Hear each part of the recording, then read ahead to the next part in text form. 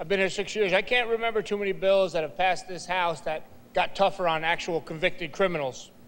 I've seen a lot of bills drafted by my colleagues and I that would have done that, and they die in committee almost anonymously.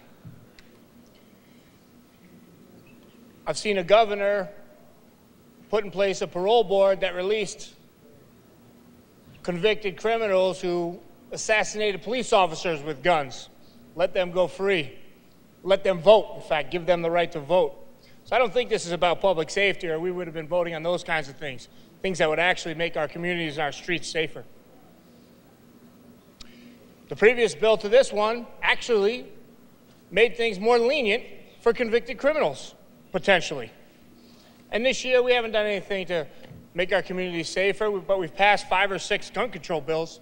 Because I think what this bill and the previous gun control bills are about is chipping away, chip by chip, at our Second Amendment rights. I think there's a political opportunism, and I think there's an ideological bias against the civilian ownership of firearms, which is kind of ironic considering our Constitution added the Second Amendment to protect that very right, the right of civilians to own firearms. I will be voting in the negative, and I hope all of my Constitution-respecting and freedom-loving colleagues will join me in voting against this legislation, which will chip away at our Second Amendment rights, but not keep our communities safer. Thank you, Mr. Speaker.